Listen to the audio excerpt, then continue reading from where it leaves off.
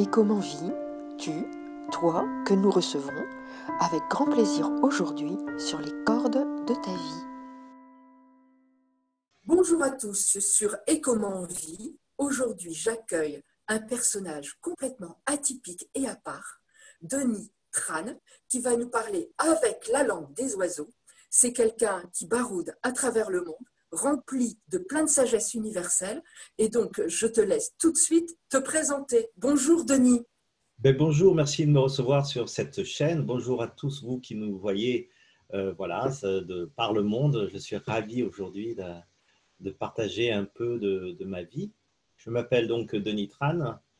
Je suis d'origine vietnamienne, mais je suis né en Afrique, chez les Pygmées au Gabon, près de Lambaréné, là où avait le docteur Schweitzer son dispensaire. Donc d'ailleurs, mes parents l'ont rencontré. Donc moi, je suis né en 64, j'ai 55 ans aujourd'hui et je peux me définir un peu comme un baroudeur du bien-être, un ethnologue ou un anthropologue du bien-être à la recherche de vraiment de différentes manières de vivre sa santé et son bien-être pour un mieux vivre et un mieux être. Et donc, je suis né en Afrique et j'ai vécu 21 ans en Afrique avant d'arriver en France, de faire mes études au Canada aussi. Donc, j'ai fait mes études en France, au Canada. J'ai travaillé en France, au Canada. Je suis de double nationalité, canadienne et français, donc d'origine vietnamienne. Voilà un peu le personnage sous des dehors asiatiques. Et aujourd'hui, je me définis comme un chirurgien, chi du terme chinois pour l'énergie. Et puis ce jeu de mots, chirurgien, parce que je travaille avec le Qigong Liaofa, c'est-à-dire on peut le dire, Qigong médical et thérapeutique, qui permet de traiter les gens avec le Qigong, avec le Qi. Donc, cette technique taoïste qui remonte à bien des milliers d'années en arrière, à peu près à 5000 ans. Donc, j'enseigne cette technique. Aujourd'hui, j'enseigne aux gens comment traiter les autres par le Qigong, par le Qi. Voilà. Et en même temps, j'ai d'autres activités puisque on se connaît, n'est-ce pas, toi et moi, à travers Internet, grâce au confinement. Il y a du bon dans le confinement. Oui, tout à fait. Puisque moi, aujourd'hui, je déploie tout ce que j'ai appris, finalement, au contact d'enseignants, illustres ou inconnus, qu'importe, des êtres qui sont là aujourd'hui, ici, sur Terre, pour transmettre. Et je souhaite, moi, dans ma mission de vie également, rejoindre ce flux de transmission. Et je pense que je vais en parler tout de suite après, que nous sommes tous destinés finalement à transmettre quelque chose, transmettre la vie à travers l'enfant, que les femmes savent si bien faire, et nous les hommes transmettre peut-être une forme d'expérience, de sagesse à travers l'expérience sur un chemin qui semble sinueux, mais qui finalement est très très clair lorsque on utilise le concept de la lumière et qu'on s'illumine et qu'on illumine son chemin avec cette lumière. Et donc mon parcours est très particulier puisqu'il est passé il est d'origine asiatique, mais il est passé par l'Afrique et après il est passé par l'Europe et l'Amérique du Nord. Et pendant tout ce parcours, il y a eu des rencontres. Et je crois que la vie, c'est un peu comme un puzzle. Au début, on ne sait pas forcément ce qu'on vit. On vit la chose. Alors, ça dépend des personnalités et des traumas qu'on a vécus, mais on vit les choses avec beaucoup d'extase ou bien avec beaucoup de peur. Pour ma part, ça a été beaucoup de curiosité grâce à mes parents qui ne sont plus là. Mais je les remercie pour avoir ouvert ma curiosité au monde et ce côté nomadiste, nomade de ma vie, elle m'a finalement apporté sur le chemin plein d'informations que je n'aurais pas forcément pu avoir ou que j'aurais pu avoir autrement si j'étais resté sur place quelque part. Donc, que l'on soit nomade ou qu'on le soit sédentaire, qu'importe finalement. Au début, je me suis vraiment culpabilisé en me disant je bouge partout, je m'installe nulle part. Mais finalement, que quelqu'un soit installé quelque part ou bouge, pour moi, c'est la même chose. Parce qu'il va glaner tout au long de sa vie et de ses rencontres, il va glaner des informations.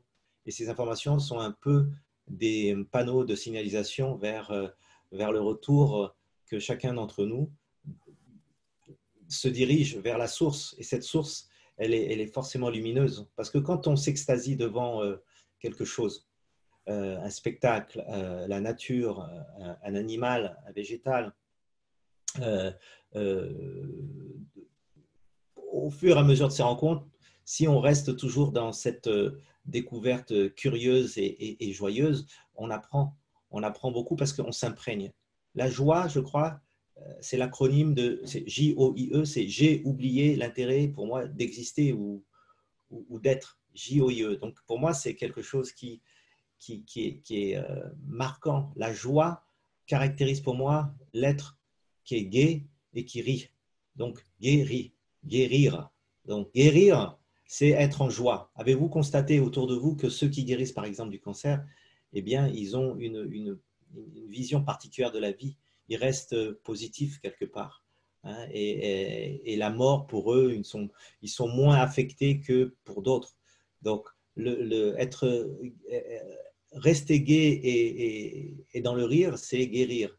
Et je crois qu'on peut traiter toutes les affections, toutes les maladies avec la joie, la paix, l'amour, la sérénité. Et ces 4 ingrédients forment le socle, comme une chaise sur laquelle on s'assoit. S'il nous manque l'amour, ben, les autres ingrédients, ben, c'est comme une pizza ou une vinaigrette, ça monte pas. Donc pour avoir le goût de la vie, il faut avoir la paix, la sérénité, l'amour.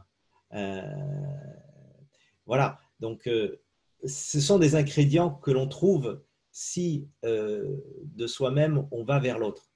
Et si on décide que notre mission dans cette vie, elle n'est pas spécifique, mais elle est globale, elle englobe l'humanité, l'univers en entier. Et l'univers, ça ne veut pas dire que les humains, ça veut dire aussi les animaux, ça veut dire aussi les minéraux, ça veut dire la terre, ça veut dire etc. Donc, rester dans la gaieté et rire de la vie, guérir, pour moi, est la recette. Comme Einstein a dit E égale mc carré, ben moi, c'est ça, les 4 ingrédients. Hein, c'est la joie. J'ai oublié l'intérêt d'être. À partir de là, je crois que l'être, quel qu'il soit, quel que soit l'âge qu'il a, au seuil de sa mort comme au début de sa vie, eh bien, il peut entamer un chemin joyeux. Et ce chemin joyeux va lui éviter beaucoup d'obstacles, beaucoup d'obstacles. Quand j'entends parler autour de moi que oui, l'énergie négative, ceci, cela, et je dis, mais comment, Denis, tu n'es pas affecté? Comment tu peux traiter autant de monde, que ce soit à distance ou voilà, dans des lieux ou au contact de personnes sans te faire affecter? Je me fais affecter, sauf que je laisse passer à travers moi ce qui se passe. Donc, je ne suis pas imperméable, je suis imprégnable. Et en étant imprégnable, on infuse. On infuse, on infuse tout ce qu'il y a autour. Mais si la joie devient le moteur de notre existence, l'énergie, quelle qu'elle soit, est transformée. La joie est amplifiée, la peur s'efface. Et bien sûr qu'on a peur, bien sûr qu'on a des émotions, bien sûr qu'on a toujours des doutes. Mais derrière, c'est comme le volume d'une radio. Si vous avez une bonne radio qui capte bien avec une antenne qui est bien orientée, eh bien, vous allez mieux saisir le son. C'est-à-dire, vous allez mieux écouter les messages de l'univers. Donc, nous sommes une antenne, nous devons écouter. Et cette écoute, elle est très intérieure. Et tout ce qui émane de l'intérieur est la source. La source, c'est l'être, c'est nous, je, mais pas le je, le moi supérieur. Et hélas, bien évidemment, la plupart des gens qui sont tristes, qui sont malades, eh bien, ils ont coupé leur relation à l'être, c'est-à-dire à eux-mêmes, à leur joie. Et le jeu devient quelque chose délétère. Le jeu devient quelque chose d'égotique. Le jeu de l'ego, J-E et ego. Plutôt remplacer le jeu de l'ego par le jeu de l'ego. Le jeu de l'ego, l'enfant, il apprend à construire. Il adore construire. Il utilise sa créativité. Alors pourquoi n'utilisons pas le jeu J-E-U de l'ego, le jeu du Lego? Voilà, finalement, la vie, c'est un puzzle. Hein, on fait des choses, on ne comprend pas. Et puis plus tard, on fait d'autres choses et on ne comprend pas. Et finalement, on s'aperçoit qu'il y a une relation entre le puzzle, là, le petit arbre qu'on est en train de mettre dans les pièces, et puis la petite maison qui est là-bas. Et puis, notre vie, finalement, on trouve des pièces. Et les pièces qu'on trouve, soit on les trouve soi-même, soit on nous les apporte sur le chemin. Mais finalement, c'est nous qui les Alors, trouvons. Parce que nous avons oui, toujours une guidance. Cette guidance, c'est notre antenne. Et cette antenne, eh ben, elle capte les informations. Elle dit, ah, je vais aller par là. Ah, mon intuition. Ah, et puis j'utilise ma créativité. Ah, et puis j'utilise ma joie pour aller chercher encore plus. Ah, je persévère parce que je suis curieux. Et voilà. Et tout, on rassemble ces pièces, et puis ces pièces de milliers, de milliers, de milliers, de milliers, de milliers de pièces. Finalement, on constitue un petit puzzle. Et au fur et à mesure de notre vie, celui qui est curieux et qui ne reste pas dans sa zone de confort, il agrandit le paysage et son puzzle de 150 000 pièces commence à prendre forme et se dit waouh. Et quand quelqu'un me oui, dit waouh, quand quelqu'un me dit dans ma vie j'ai eu des waouh, l'effet waouh, hein, eh ben moi je suis touché par ces gens qui m'ont dit waouh, c'est beau, voilà, comme un enfant. Et pourquoi l'adulte ne ferait pas le waouh, c'est génial ce truc-là. Il manque ça. L'ingrédient oui, du guérir, hein, c'est le waouh. Et même oui, l'animal, toi qui soignes les animaux, moi qui soigne aussi les chevaux, les chiens, etc., eh bien, je m'aperçois que quand on est dans le waouh, l'animal est en écoute. Mais si on est trop dans le waouh, l'animal nous fuit. Donc, il faut être fait dans le waouh, mais un waouh tranquille, axé, centré. Et c'est tout oui, l'art du centrage, parce que on peut avoir toutes les qualités énergétiques, c'est-à-dire oh, la vitalité, la joie, nanana. Parfois c'est trop. L'excès nuit, comme l'insuffisance nuit. Donc, la voie du milieu, comme le disait Taoïs, c'est trouver le juste milieu, c'est-à-dire savoir être. Savoir être, c'est redevenir en fait l'observateur à la fois neutre, mais tellement respectueux, tellement en gratitude par rapport à ce qu'il observe, ce qu'il voit. La vie est magique. On ne peut pas juger la vie. On ne peut pas, il n'y a pas de notion de jugement, il n'y a pas de notion de bien, de mal, parce que dans chaque chose, il y a une étincelle de la vie. Et la vie, elle est là avant même que l'humain naisse sur Terre. Donc, comment peut-on ne pas être en extase et puis en stupéfaction et en gratitude profonde envers cette vie qui est autour de nous, qui habite chaque chose, chaque cellule de tout ce que nous observons. oui. Et pour moi, ce message, il est tellement important. Le message que j'aimerais passer vraiment à tous ceux qui nous écoutent, nous regardent, c'est que les étiquettes nous séparent les uns des autres. Je suis asiatique, tu es noir, tu es arabe. Je suis diplômé, tu ne l'es pas. J'ai un certificat, tu ne l'es pas. Je suis magnétiseur et toi, tu ne l'es pas. Je fais du Qigong et toi, tu ne le fais pas. Nous divisons absolument tout. Finalement, ça ne sert strictement à rien parce que nous sommes tous pareils. Nous avons une cellule et cette cellule, c'est notre code d'existence. Et cette cellule, elle se retrouve chez le cheval, elle se retrouve chez le chien, chez la plante. C'est une cellule. Ça veut dire nous sommes des organismes unicellulaires. Nous sommes unicellulaires. Ça veut dire que nous sommes issus d'une seule cellule. Okay, cette cellule, elle se retrouve partout, partout dans la vie. Donc, si nous revenons au point commun de l'existence, nous sommes pareils, comme la méduse, comme les êtres unicellulaires. Nous sommes issus de la même cellule. Donc, à partir de là, nous sommes de la même famille. Okay, cette famille, elle est ce qu'elle est, avec des formes différentes dans sa variété. Et ça, je trouve ça génial, cette variété, ces couleurs, ces senteurs. Nos cinq sens nous permettent de distinguer ces familles. Okay, et la différence des espèces ne nous empêche pas de communiquer ensemble. Hein, toi qui fais de la communication animale, tu le sais, certains croient que nous ne pouvons pas communiquer avec les espèces, mais nous communiquons, bien évidemment. Et nous communiquons Bien sûr. comment? Nous communiquons avec le cœur, qui est notre centre. Le langage universel, ce n'est pas l'amour, c'est le cœur, le centre énergétique, le cœur. L'amour est un ingrédient qu'on rajoute sur la pizza pour l'agrémenter. Waouh, il y a du goût là. Hein, ok. Mais le centre de communication, il est d'abord le cœur. Le cœur va communiquer avec l'esprit. L'esprit, nous vivons une expérience. Nous sommes esprit et l'esprit vit une expérience matérielle. Ce côté matériel, il est lourd à porter. Nous avons un scaphandre. Ce scaphandre, c'est notre corps. Et ce corps, il habite l'esprit. Donc l'esprit attend de nous. En fait, nous sommes comme on fait pour louer en Airbnb. Nous abritons l'esprit. Donc, nous louons notre corps à l'esprit. Pour moi, nous avons un CDD sur Terre, c'est-à-dire nous nous occupons de la maison. La maison, c'est notre corps, notre santé, notre alimentation, notre hygiène de vie. Eh bien, en respectant notre corps, nous faisons du Airbnb, c'est-à-dire que nous autorisons l'esprit à venir habiter notre corps un temps. Et à travers nos yeux, nos sens, l'esprit peut toucher la matière et rendre consciente la matière. Et le rôle de l'esprit, c'est d'apporter de la beauté à cet univers. Notre rôle, notre dessein à tous, c'est d'apporter notre créativité, parce que l'esprit nous apporte cette capacité créative d'apporter de l'harmonie, de la beauté dans tout ce que nous faisons, dans exactement tout ce que nous faisons. Et ça apporte de la joie aux autres, ça apporte de la paix aux autres, de la sérénité et de l'amour. Donc, nous sommes des loueurs. Oui, oui, c'est très intéressant tout ce que tu dis là, Denis.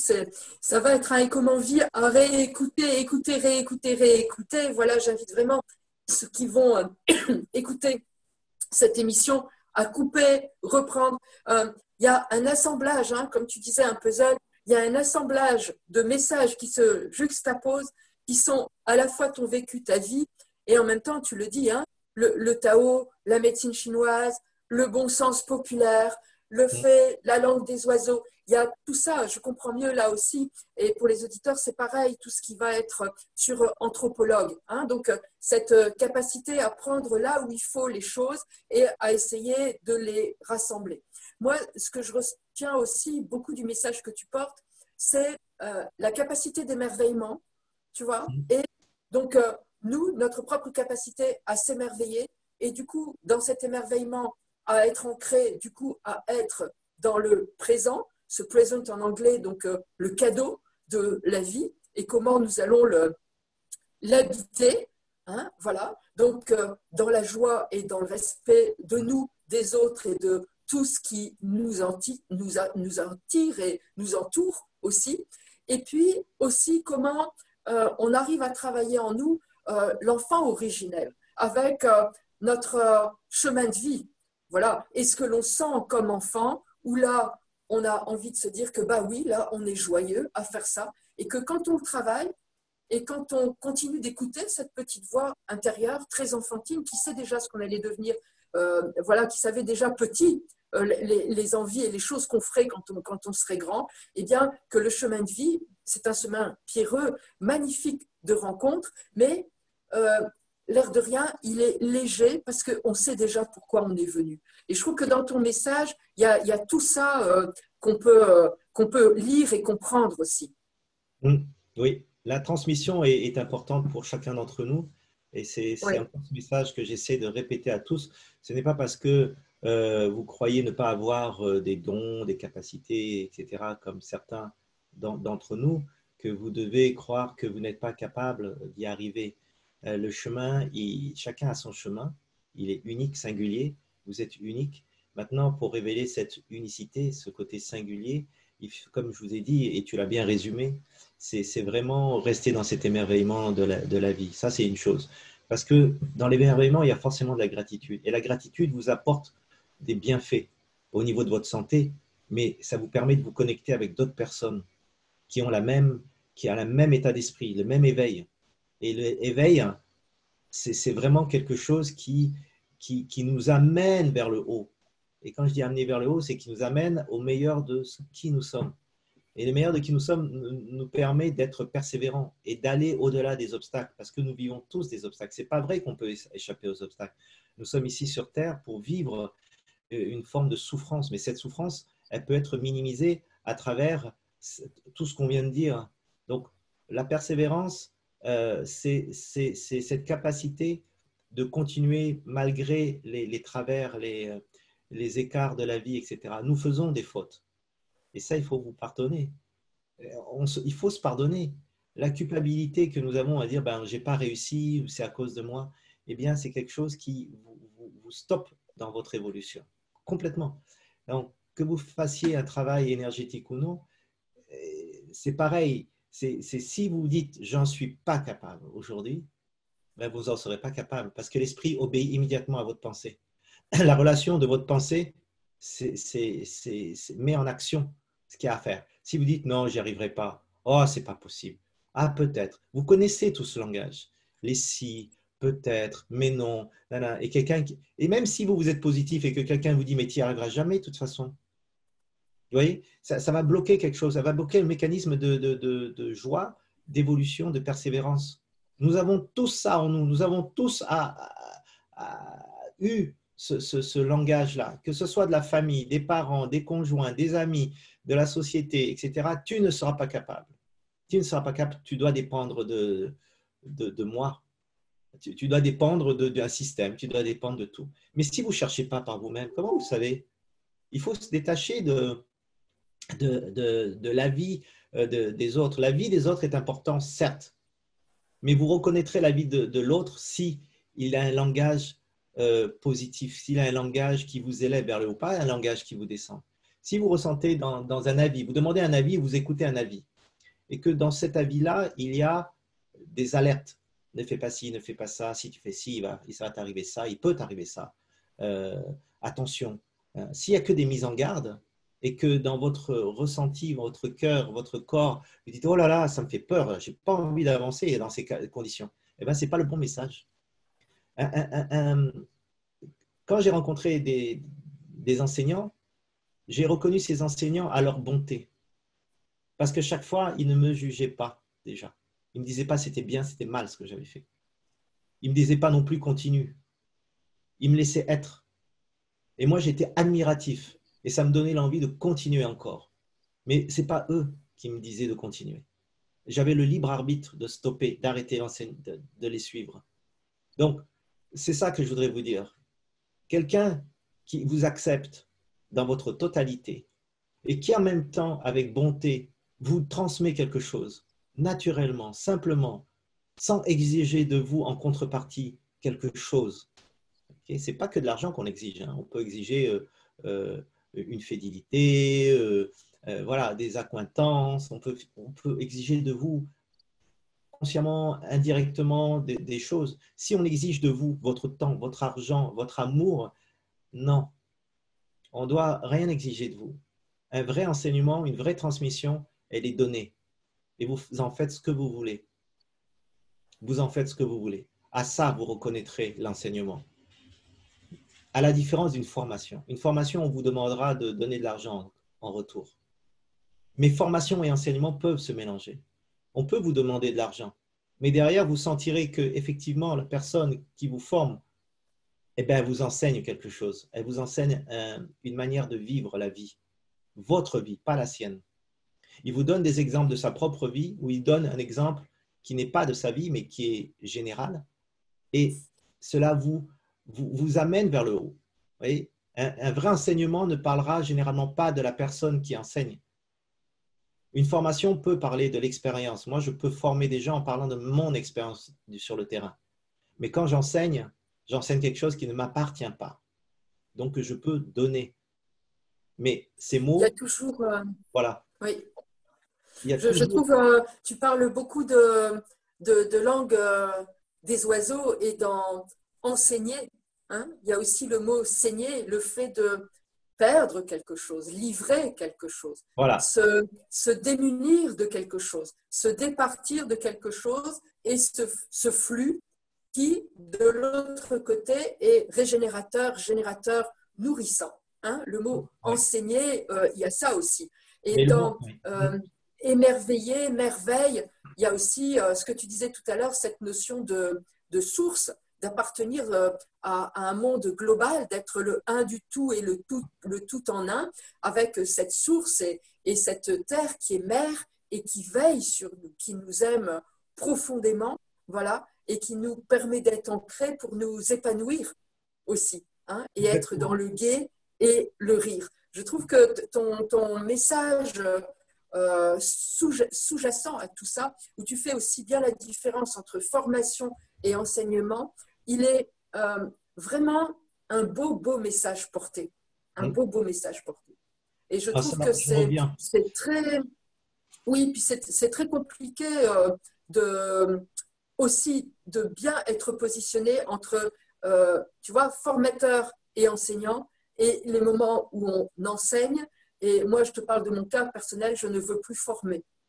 Je veux être uniquement dans l'enseignement, dans la conférence, dans quelque chose où ce n'est que de l'enseignement ou sur des choses où on aura déjà avancé sur certaines choses, mais je ne veux plus former pour dire de former. Ça fait très longtemps, j'ai une souffrance à former parce que ça n'est pas ça le but et ça n'est pas ça l'objectif.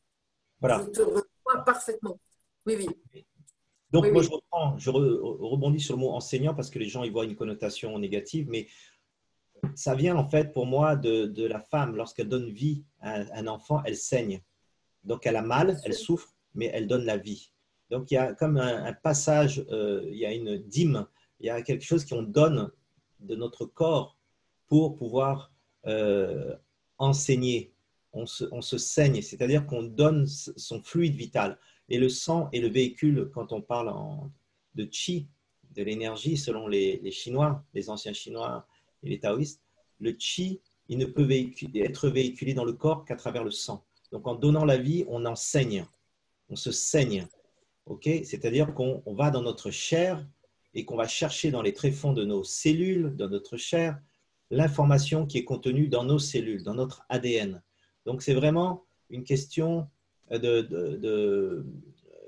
d'ADN. C'est-à-dire qu'on donne ce qu'il y a de plus précieux. Ce qu'il y a de plus précieux, c'est notre codage, notre code. C'est pour ça que dans l'astrologie chinoise que j'enseigne, eh bien, il y a toutes ces informations qui sont exprimées à travers des couleurs. Hein. Et ces couleurs sont les couleurs de la vie. Selon les taoïstes, nous sommes composés de lumière consciente. Okay, notre corps abrite des lumières.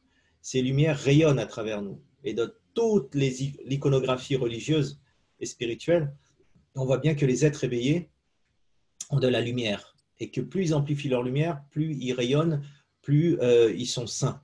Okay, ils sont saints, S-A-I-N. Et on a rajouté un T, parce qu'il y a le féminin, sainte, mais saine, saint et saine. Donc moi, j'en reste à saint. Ces êtres saints, okay, rayonnent la joie, la bonté, la gratitude, le respect, tout ce que vous voulez, toutes les valeurs, les vertus, voilà, c'est les termes. Les vertus que nous devons cultiver. Okay, et ces lumières sont en nous. Mais pour allumer ces lumières, eh bien, regardez l'enfant. Eh bien, il a de la lumière dans ses yeux. Et à travers les yeux d'un être humain, qu'il ait 95 ans, au seuil de la mort, ou un peu plus, ou le nourrisson, vous verrez toujours la lumière à travers les yeux, la vitalité. Hein. Et si vous n'avez pas cette vitalité, vous serez vite alité, vous serez vite au lit. Okay, et donc l'éclat des yeux, c'est cet éclat du waouh, c'est l'éclat de ah, de l'étonnement, de la curiosité. Et ces lumières ne demandent qu'à s'exprimer à travers une expression artistique. Cette expression artistique et créative, on l'a tous. Il y en a qui bricolent, il y en a qui peignent, il y en a qui chantent, il y en a qui écrivent, il y en a qui réfléchissent à des concepts. Tout ça, c'est de la création. Il y en a qui donnent vie à des enfants, qui les élèvent, c'est de la création. Il y a des pères qui s'occupent des enfants, c'est de la création. Toute chose est créative. Là où il y a la perversion s'installe.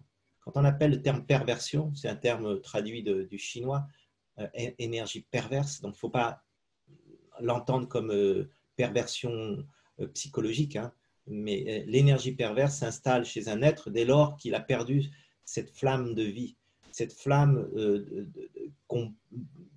vie qu'on peut voir à travers ses yeux. Dès lors que quelqu'un estime qu'il a fini ce qu'il avait à faire dans cette vie, eh bien la vie va l'écarter. Ça, j'ai pu le constater en tant que thérapeute. Les gens qui se disent, bon, moi j'ai tout ce que je veux, ils ne vont pas vivre très longtemps, ou ils vivent misérablement. Ces gens qui disent « moi, je ne vais pas vivre longtemps », ils se suicident ou ils meurent effectivement plus tôt que prévu. Donc, tant que quelqu'un a envie de faire quelque chose, envie, il reste en vie.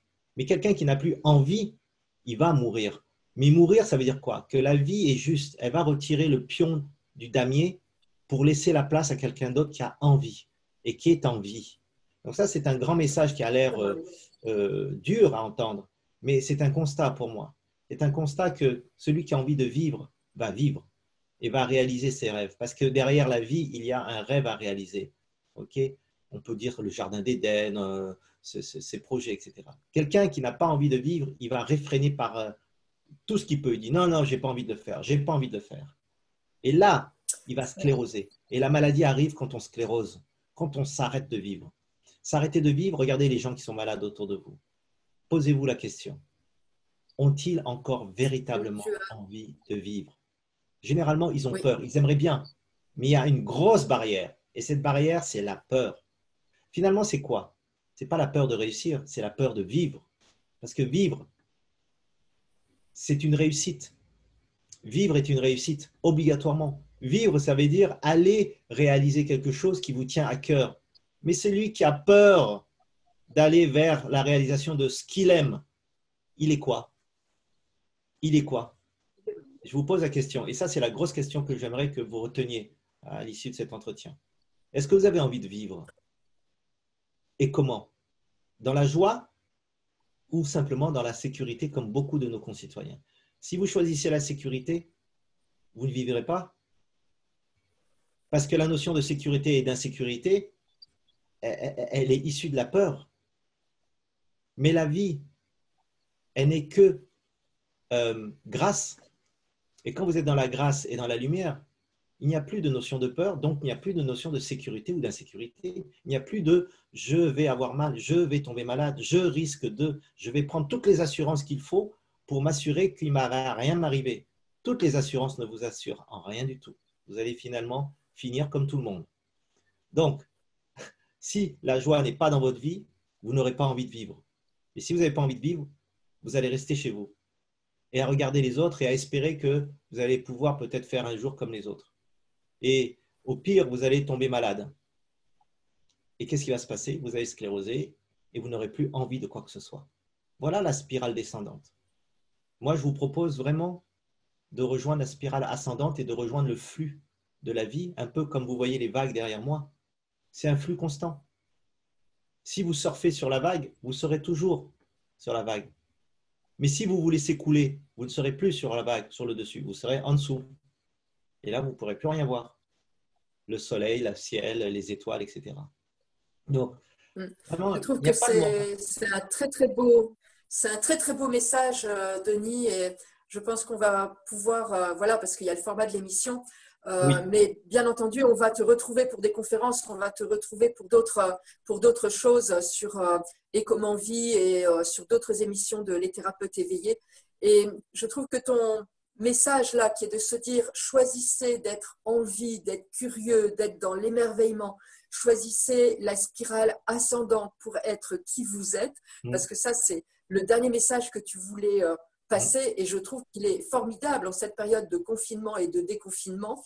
Et puis aussi cette image très symbolique que peut-être ceux qui nous regardent se posent la question de où tu es depuis le début. Eh bien, en fait, tu es en région parisienne avec un magnifique fond d'écran qui symbolise toute cette nature, tout ce flux, toute cette eau aussi que nous avons en nous. Et je te remercie vraiment parce qu'on voit les multiples cultures dans ce que tu racontes. Moi, j'ai ressenti, bien entendu, le bouddhisme, la voie du Tao, mais aussi la sagesse amérindienne, voilà, le bon sens populaire, la langue des oiseaux, dans le français que tu pratiques très très bien. Voilà, j'ai vraiment pu ressentir tout ça. L'Asie, l'Afrique, l'Europe, le Canada, et cette espèce de melting pot que tu fais et qui en fait eh bien, montre à chaque fois que nous sommes tous pareils.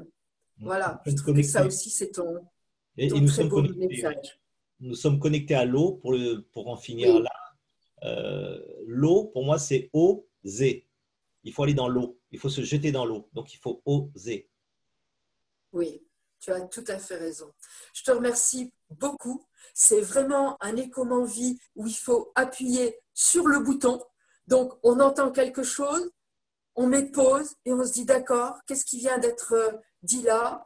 Ok, je reprends. Ah non, zut, il a dit deux choses. Il faut que je revienne en arrière parce qu'il faut déjà que je digère la première. Hein?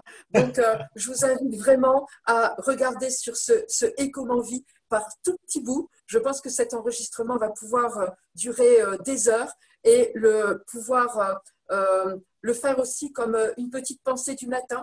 Tu vois, se dire, bon, allez, je l'ouvre à tel endroit et donc, quelle est aujourd'hui ma couleur de la journée? Où est-ce que je dois être curieux? Ou là, tiens, un message sur l'eau. L'eau, je la vois comment aujourd'hui? Tiens, aujourd'hui, on m'a dit que je n'allais pas réussir. Ah bah zut alors, qu'est-ce qui se passe? Où est-ce que j'entends, moi, ma propre voix, puis celui qui veut garder le pouvoir, parce que quand je ne réussis pas, je donne le pouvoir à l'autre. Voilà, il me garde sous sa coupe. Eh bien, moi, je vous invite vraiment à faire un peu un livre de chevet avec ce Et comment vie. Et je te remercie vraiment beaucoup pour ça, Denis. Voilà, très, très belle vie à toi.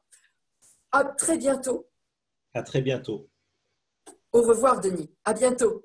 Au revoir à tous.